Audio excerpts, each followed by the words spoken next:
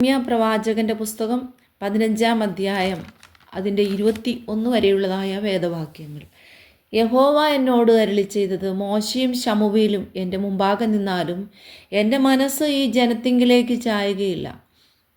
ഇവരെ എൻ്റെ മുമ്പിൽ നിന്ന് ആട്ടിക്കളക, അവർ പോയിക്കൊള്ളട്ടെ.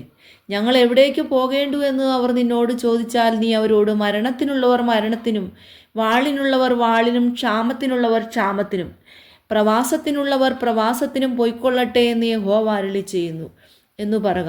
കൊന്നുകളവാൻ വാളും, പറിച്ചു കീറുവാൻ നായ്ക്കളും, തിന്നുമുടിപ്പാൻ ആകാശത്തിലെ പക്ഷികളും, കാട്ടിലെ മൃഗങ്ങളും, ഇങ്ങനെ 4 വകയെ ഞാൻ അവരുടെ നേരെ നിയമിക്കുമെന്ന് യഹോവയുടെ അരുളപ്പാട്.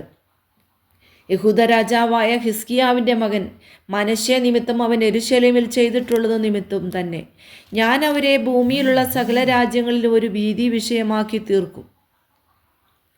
യെരൂശലേമേ, ആർക്കും നിന്നോട് കനിവ് തോന്നുന്നു? ആർ നിന്നോട് സഹതാപം കാണിക്കും? നിന്റെ ക്ഷേമം ചോദിപ്പാൻ ആർ കയറി വരും? നീ എന്നെ ഉപേക്ഷിച്ചു പിൻവാങ്ങിയിരിക്കുന്നു എന്ന് യഹോവ അരുളി ചെയ്യുന്നു. അതുകൊണ്ട് ഞാൻ നിന്റെ നേരെ കൈനീട്ടി നിന്നെ നശിപ്പിക്കും. ഞാൻ കരുണ കാണിച്ചു മടുത്തിരിക്കുന്നു.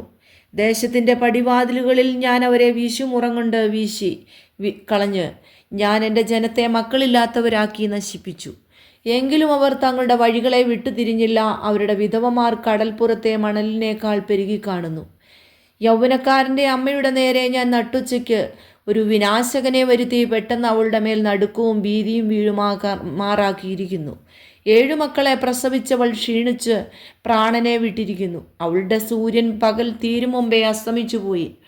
അവൾ ലജ്ജിച്ചും നാണിച്ചും പോയിരിക്കുന്നു. അവരിൽ ശേഷിപ്പുള്ളവരെ ഞാൻ അവരുടെ ശത്രുക്കൾക്ക് മുമ്പിൽ വാളിന് ഏൽപ്പിക്കുമെന്ന് യഹോവയുടെ അരുളപ്പാട്.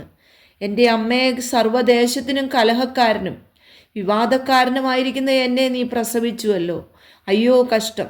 ഞാൻ പലിശയ്ക്ക് കൊടുത്തിട്ടില്ല, എനിക്ക് ആരും പലിശ തന്നിട്ടുമില്ല. എന്നിട്ടും അവരെല്ലാവരും എന്നെ ശപിക്കുന്നു. യഹോവ അരുളി ചെയ്തത്, ഞാൻ നിന്നെ നന്മയ്ക്കായി രക്ഷിക്കും. നിശ്ചയം അനർത്ഥകാലത്തും കഷ്ടകാലത്തും ഞാൻ ശത്രുവിനെ കൊണ്ട് നിന്നോട് യാചിപ്പിക്കും. നിശ്ചയം താമ്രവും ഇരുമ്പും വടക്കൻ ഇരുമ്പും ഒടിഞ്ഞു പോകുമോ? നിന്റെ ദേശത്തൊക്കെയും നിന്റെ സകല പാപങ്ങളും നിമിത്തം നിന്റെ സമ്പത്തും നിക്ഷേപങ്ങളും ഞാൻ വിലവാങ്ങാതെ കവർച്ചയ്ക്ക് ഏൽപ്പിച്ചു കൊടുക്കും.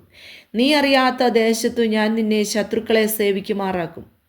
എൻ്റെ കോപത്തിൽ ഒരു തീ ജ്വലിച്ചിരിക്കുന്നു, അത് നിങ്ങളുടെ മേൽ കത്തും. യഹോവേ, നീ അറിയുന്നു. എന്നെ ഓർത്ത് സന്ദർശിക്കണമേ. എന്നെ ഉപദ്രവിക്കുന്നവരോട് പ്രതികാരം ചെയ്യണമേ. നിന്റെ ദീർഘക്ഷമയിൽ എന്നെ എടുത്തു കളയരുതേ. നിന്റെ നിമിത്തം ഞാൻ നിന്ന സഹിക്കുന്നു എന്നോർക്കണമേ. ഞാൻ നിന്റെ വചനങ്ങളെ കണ്ടെത്തി ഭക്ഷിച്ചിരിക്കുന്നു. നിന്റെ വചനങ്ങൾ എനിക്ക് സന്തോഷവും എൻ്റെ ഹൃദയത്തിന് ആനന്ദവുമായി. സൈന്യങ്ങളുടെ ദൈവമായ യഹോവേ, നിന്റെ നാമം എനിക്ക് വിളിക്കപ്പെട്ടിരിക്കുന്നുവല്ലോ. കളിക്കാരുടെ കൂട്ടത്തിൽ ഞാൻ ഇരുന്നുല്ലസിച്ചിട്ടില്ല. നീ എന്നെ നീരസം കൊണ്ട് നിറച്ചിരിക്കിയാൽ നിന്റെ കൈ നിമിത്തം ഞാൻ തനിച്ചിരുന്നു. എൻ്റെ വേദന നിരന്തരവും എൻ്റെ മുറിവ് പൊറുക്കാതവണ്ണം വിഷമവുമായിരിക്കുന്നതെന്ത്? നീ എനിക്ക് ചതിക്കുന്ന തോടും വറ്റിപ്പോകുന്ന വെള്ളവും പോലെ ആയിരിക്കുമോ? അതുകൊണ്ട് യഹോവ ഇപ്രകാരം അരുളി ചെയ്യുന്നു, നീ മടങ്ങി വന്നാൽ ഞാൻ നിന്നെ എൻ്റെ മുമ്പാകെ നിൽപ്പാൻ തക്കവണ്ണം വീണ്ടും കൈക്കൊള്ളും. നീ അധമമായതൊഴിച്ച് ഉത്തമമായത് പ്രസ്താവിച്ചാൽ നീ എൻ്റെ വായ് പോലെയാകും. അവർ നിന്റെ പക്ഷം തിരിയും, നീ അവരുടെ പക്ഷം തിരികയില്ല. ഞാൻ നിന്നെ ഈ ജനത്തിന് ഉറപ്പുള്ള താമ്രഭിത്തിയാക്കി വയ്ക്കും. അവർ നിന്നോട് യുദ്ധം ചെയ്യും, ജയിക്കുകയില്ല. നിന്നെ രക്ഷിപ്പാനും വിടുവിപ്പാനും ഞാൻ നിന്നോട് കൂടെയുണ്ട് എന്ന് യഹോവയുടെ അരുളപ്പാട്. ഞാൻ നിന്നെ ദുഷ്ടന്മാരുടെ കയ്യിൽ നിന്ന് വിടുവിക്കുകയും നിഷ്കണ്ടകന്മാരുടെ കയ്യിൽ നിന്ന് വീണ്ടുകൊള്ളുകയും ചെയ്യും.